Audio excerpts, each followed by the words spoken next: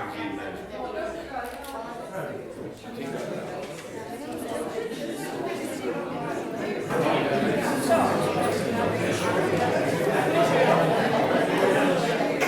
mind me looking over some carefully rehearsed ad-libs. The audience are alive. Good evening, ladies and gentlemen, and welcome to this Limerick Writers' Centre stroke Revival Press presentation of Tom McElligott's The Leaking Pen. And I'd like to introduce the publisher, the CEO, the main man, Dominic Taylor.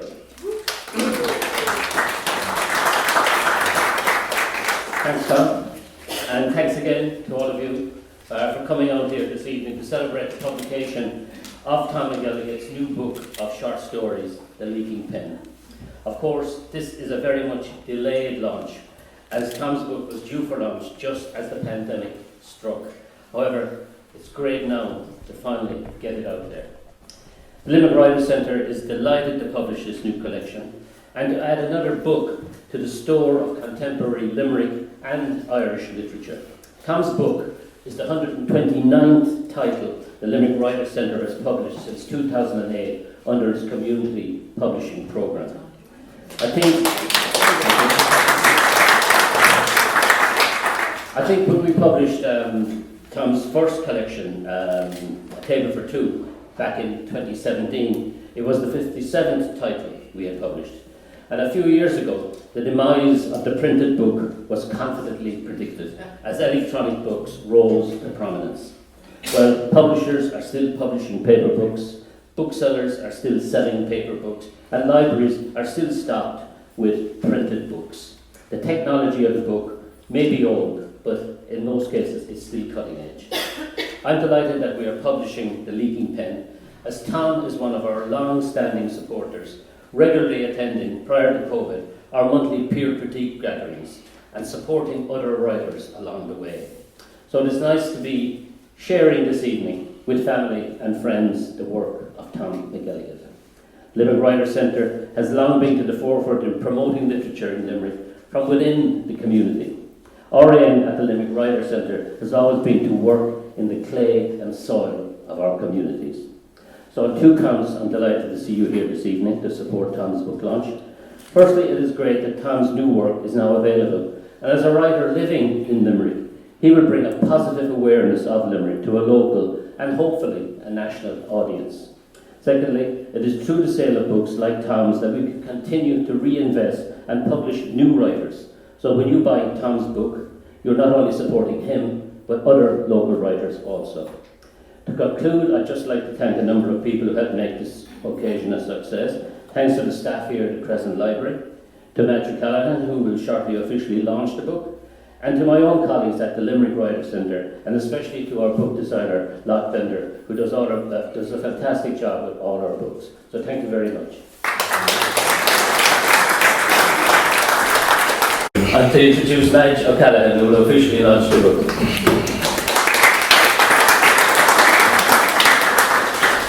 Thank you, Dominic. I've been forgotten by better men. I resemble that. Isn't this wonderful? I mean, really just look at us here. Standing in a library in Limerick, launching this book. My job as a facilitator of creative writing groups is to get people to the point where they actually do the work, that they write. And I think it was from Limerick Writers Group that I heard first that a writer is someone who writes. Thinking about writing is not writing, and talking about writing is not writing. What is it? Writing is writing. That's the mantra. Writing is writing. So it's wonderful to get the opportunity to launch a book where someone has actually taken the time and sat down and just written the book. Maeve Binchy was great on this as well. She used to say, people would say to her, do you know what, Maeve, anybody could write what you wrote. And she'd say, well, I did it.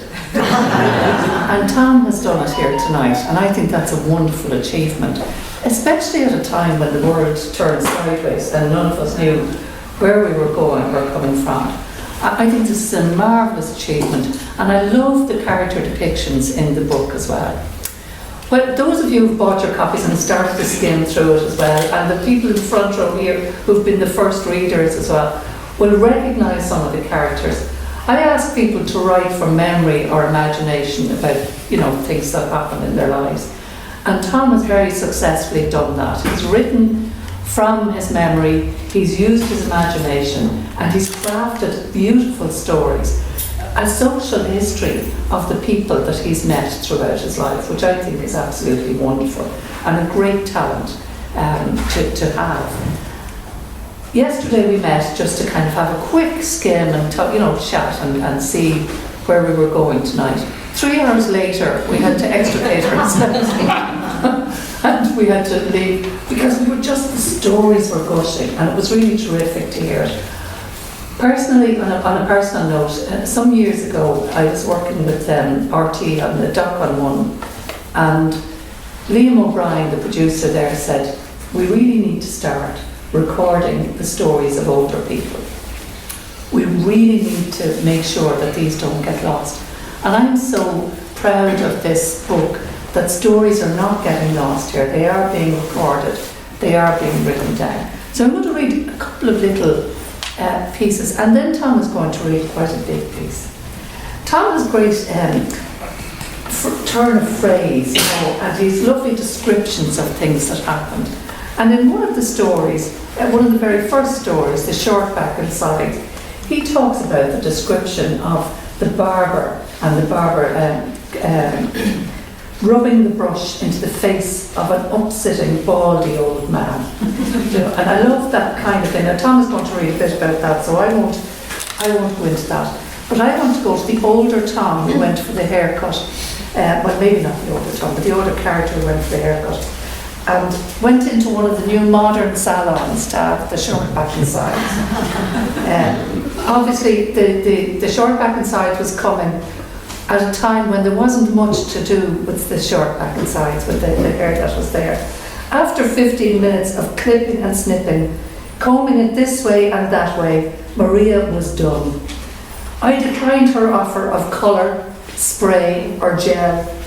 She held the mirror to show me the back of my head, and there it was, a bright pink, bald, wrinkly friar tuck, accompanied by wispy strands that beached themselves in disarray here and there on top of my head. How's that for you? What could I say? My eye was transfixed on the unimaginable. Without the slightest hesitation, I said, "Mighty, grand out. That'd be €20, please," said Maria. €20? God be with Paddy Mulville's 6-penny haircut. I thought, and paid her with thanks. I gave Friar Tuck a pat on the head, covered him with my cap, and left feeling relieved of pocket and light on top. I still get the occasional urge to let my hair grow long and to sport a beard and moustache, sparse and grey or white as they may be. However, a cursory glance into the mirror reminds me that the time to leave well enough alone has arrived. Short back and sides will do just fine from now on. That's the first little piece that I will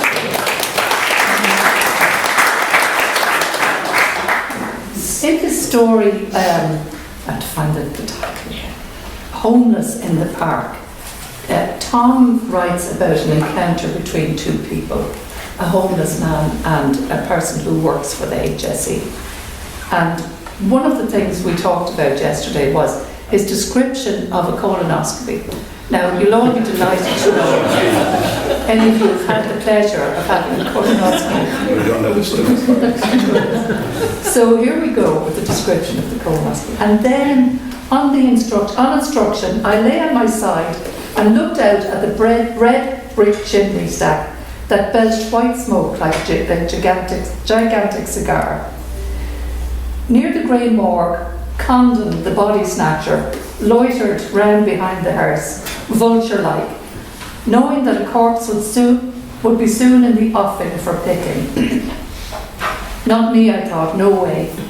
He looked up at me with a smiley grin, beckoning to me with his index finger towards the open hearse door. Retaliating, I returned an erect middle finger of rebellion at him off my right hand. Dr. Probe turned me on my side. A sudden dart, an intruding pokey shot up my rear end. "Hey, goddammit, what the hell are you doing down there?" I shouted at Dr. Probe. "Calm down, just a little poke. Won't take a minute," he says. Poke my arse.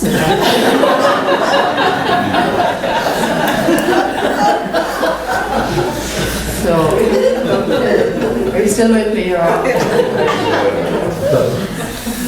Okay, and do you know the variety of the stories in this book as well is immense.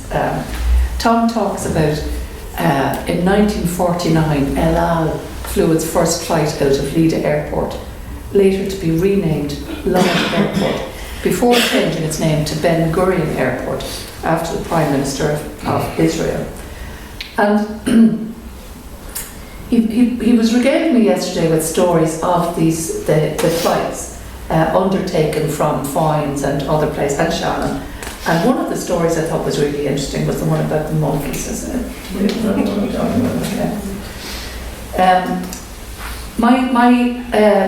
From what I can recall,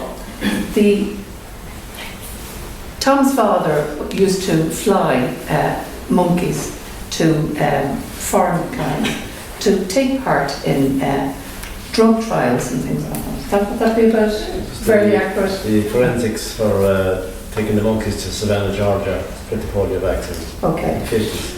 So he reckoned that he had a part to play in the development of the polio vaccine because he transported the monkeys who were tenuous. Okay. And I've just lost my little space where I was going to read it out. Sorry, just 1 second. Oh yeah. Jack travelled over the Pacific to Manila in the Philippines and Hawaii and past the point of no return. On some occasions they stopped in Honolulu in Hawaii. Their flight took them, now this is in the 40s we're talking about here folks, their flight took them to Los Angeles and then onwards to Savannah, Georgia, where they dropped off the monkeys at the research centre. He told of one such trip, saying, "On one trip, one of the 4 engines on the DC-4 failed, and then a second one failed. Problem was that if the plane had to ditch, and if we were lucky enough to get into the life rafts, the monkeys would be in front of us. So the call was made by the captain that if such a case arose, the monkeys in cages were to be jettisoned out of the plane by the 2 handlers. These planes were not pressurised. Luckily, this emergency plan was not used, so I have a claim to fame that my part in transporting the monkeys was instrumental in discovering the Salk vaccine in the mid-1950s. Animal rights people might not be too pleased if it happened to the monkeys today." So would you imagine 50 monkeys being shoved into the water? And finally, for my last trick, I want to read a bit. I just loved this story. The story of Grumpy Kelly. I think it's the final story in the book. The reason I loved it was I grew up in Dublin with loads of characters around the place. You know, we had Harry Lennon, we had Baldy Leddy, Bang bang. Bang Bang. Well, that would have been before my time. Oh. But we had some great characters, you know. And when I saw Grumpy Kelly, I knew him straight away. I just said, "Oh, I have to read a bit about Grumpy Kelly." So I'm going to read a bit about Grumpy Kelly and then I'll go to top. Bachelor Emmett Kelly lived alone in a small 2-storey house in Mill Street. The bones, as he said himself, were gone a bit stiff. The ears a bit hard of hearing. And the eyes were not as sharp as he might want. As for the feet, sure, they were a lost cause, reduced from a walk to a shuffle and still slowing down. But the real inconvenience was that he had nobody to talk to. To that extent, Kelly solved the problem by conversing with himself. Like 2 old pals, they were cranky at times and all about each other when they were humoured with a drink and a smoke. In the early morning, the light of another new day lit up his bedroom through bedraggled curtains that could only be half closed. Kelly propped himself up in the bed. "Morning, Kelly," said Kelly. "What's good about it?" Kelly replied. "Still here at 80 years of age, aren't we?" "Hear me, arse. Here in misery. Do you know that God could have called on you last night?" "More's the pity he didn't. I've a head like a bucket on me. 'Twould have been an ease to me." "You're at it again, Kelly, wallowing in self-pity." "Easy for you to talk, Mr. Perfect." "How will you stop it, Kelly? Same old withering shite every morning. You're hung over with self-indulgence, that's what you are. You'd know all about it with your snout stuck in a pint glass and your paw wrapped around a large one, until you were half peed last night in Bulgers. Is it any wonder you have a cherry complexion from the whiskey? You can't talk. She would drink it out of a whore's boot yourself. And you over there last night drooling over Mrs. Bulger's bosom, giving her the glad eye. If Mrs. Bulger hadn't given you the door last night, you'd still be asleep at the bar. And blaming the bad pint. There's no such thing as bad porter. There's good and there's better. I've a pain in my head from listening to you. I need an injection to soothe it. That's right, Jameson, I suppose. I dreamed last night that I could hear St. Peter at the pearly gate calling, "Kelly, come in, you poor whore, you've suffered enough below there." "Well," Kelly replied, "I'm staying put. I'm not ready yet. Keep a chair for me if you get there." Do you get my drift, Kelly? Drift? What in Christ's name are you on about now? You're a contrary old git, Kelly. Fight with your toes, you would. A damn whinger, a briar. That's what our mother used to call you, said Kelly. Sick shit of your old talk, blabbering on and on. Do you know what it is? You talk a rat to death. Hold on there now. You don't have to listen to it. Can I tell you something, Kelly? If you must, I'm listening. Do you know what's wrong with you, Kelly? What's that? You're thinking old, so you are. And what else do you expect to hear from an 80-year-old? Feck this, I'm not talking to you anymore. Suit yourself. I'm not listening to you anymore either.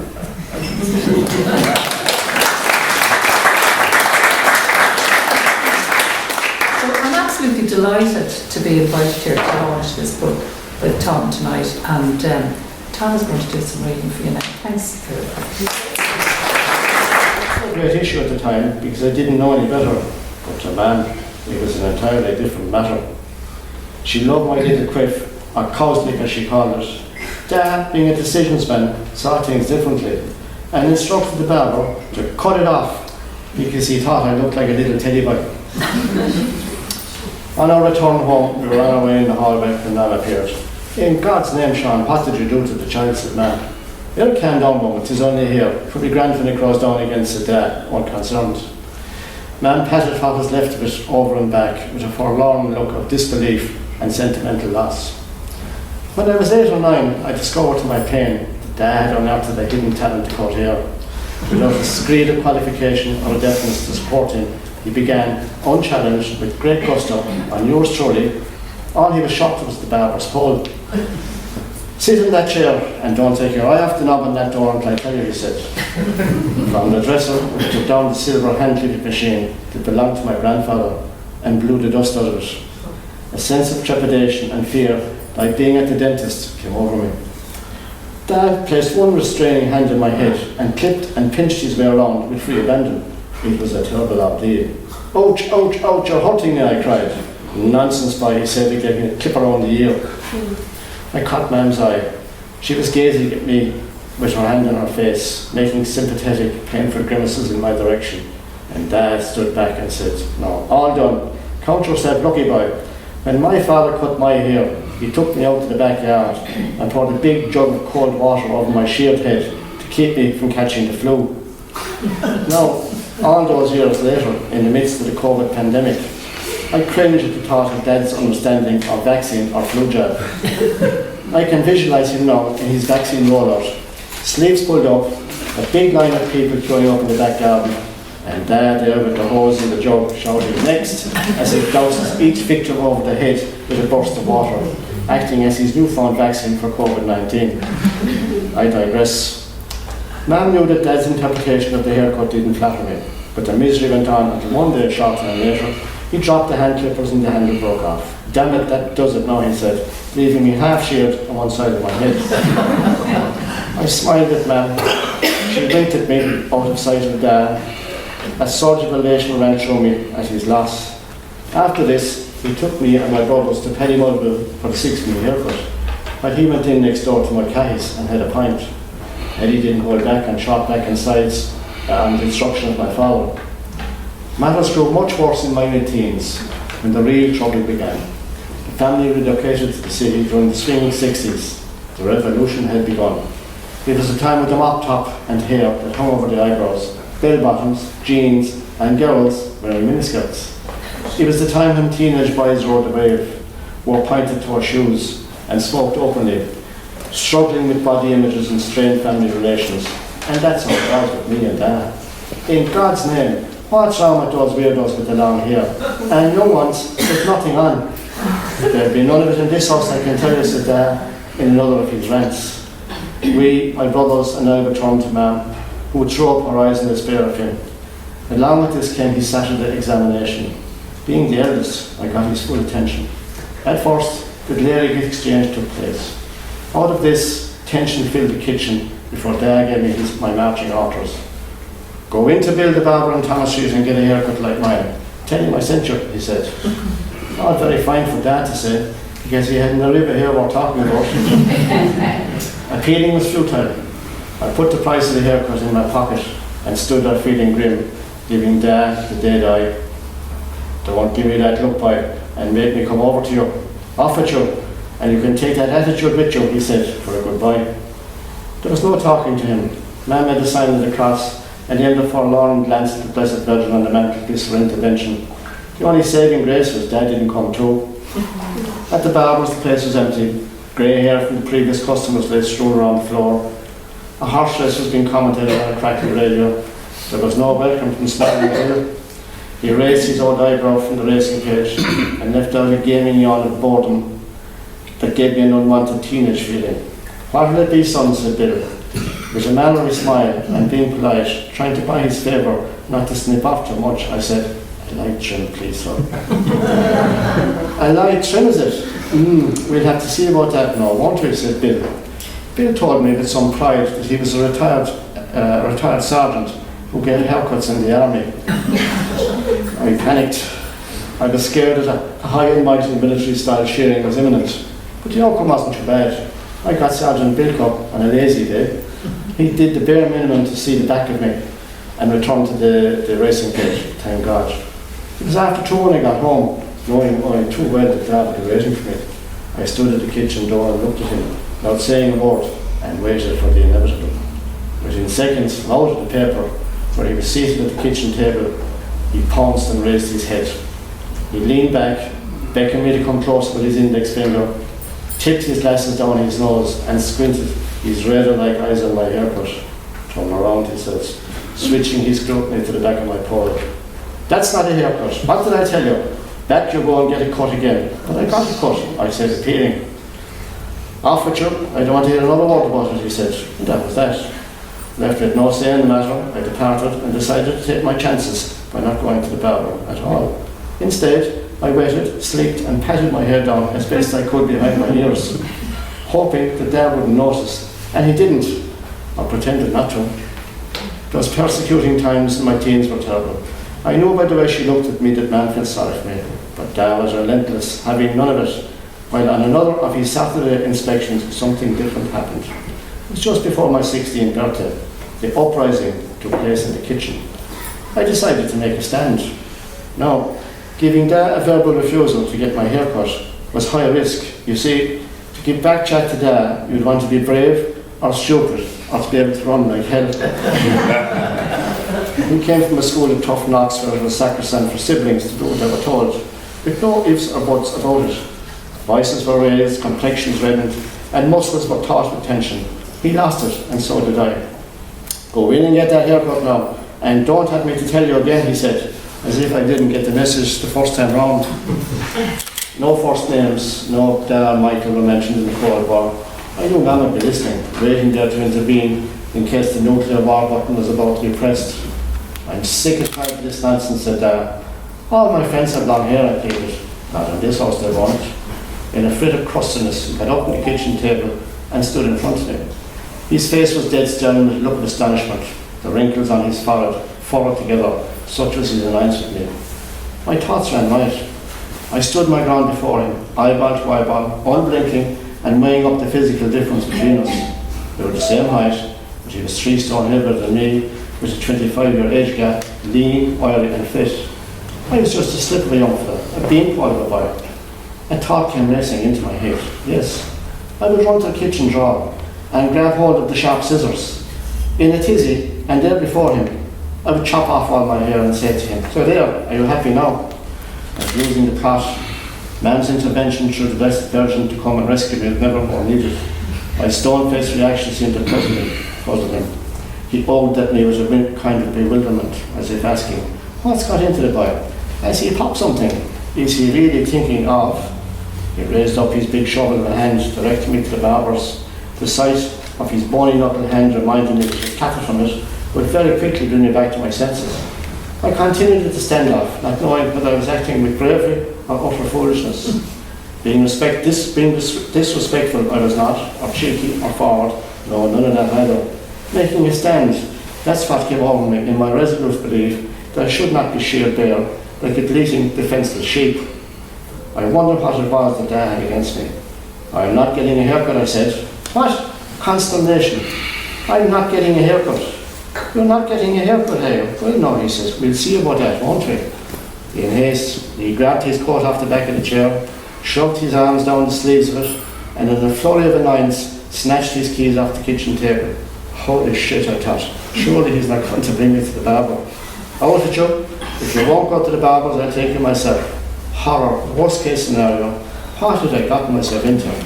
Dad was giving out jobs. I stood there feeling like a half fool. Where was my saviour? In the nick of time she arrived from upstairs in a hurry and stood with hands on hips at the kitchen door. "What in God's name is going on here? What's all this shouting about?"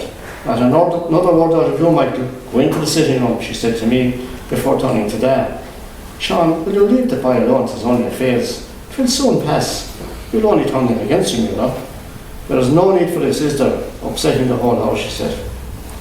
I looked at the two of them through the break in the sliding door between the sitting room and the kitchen. Mam was all flustered and red in the face. Tears welled up in her eyes. Her wobbly voice had gotten to Dad. Nobody said another word. She looked away from him. She wiped her eyes on a hanky knotted around her index finger. The silence seemed forever. The red anger began to dissipate from Dad's grimacing face. He dropped his folded arms limp by his sides. His hands hung loose and easy. He looked at Mam, who had turned away, and stood gazing out the kitchen window. Scratching his head with what appeared to be regret or uncertainty, he took 2 steps, gently patted her on the shoulder in a conciliatory or perhaps apologetic manner, turned on his heel and went out to the garden. Hair, or the length of it, he never mentioned again. I was liberated, or so I thought, but there was worse to come.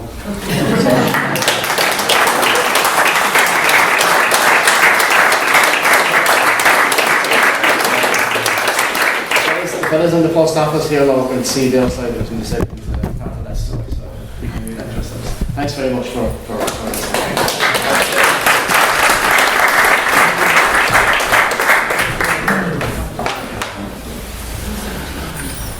The author, Tom McElligott's practically near forensic sense of detail, particularly when it came to torturous times in the barber's chair, and also equally torturous and frightening escapades in medical procedures, reminds me of the time when I a callow, shallow youth, now a callow, shallow old fella, lay horizontal on the operating theatre.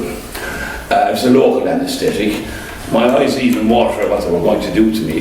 The nurse, a filial relation of Nurse Ratchet, said to me, "Tom, for your convenience, we have a television monitor directly over your head. You can see where we're going." "Darling, I know where you're going, get on with it." Obviously some of the lads in the audience were down that road. Moving swiftly on, Tom McElligott and Matthew Callahan have given you a wonderful glimpse of the potpourri of delightful literary gems in Tom's opus. So I urge you, for Christ's sake, on this winter night, masquerading as a summer evening, to buy the damn book.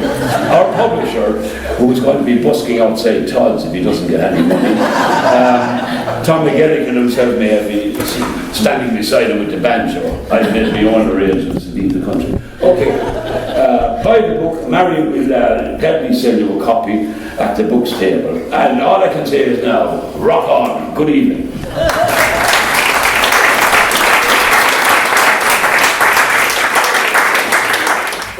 Is Tom's own art. Who would have thought it? I just, A Renaissance man. it's not just amazing. I don't know. Somebody like I that painted is it gifted. one morning during the lockdown, and it was kind of maybe a year into it. And I had an old canvas with some old mountain on it or something. And I said, maybe I might paint something in relation to this. And I decided to concoct these three clowns. And the caption inside was, "This lockdown isn't funny." So that's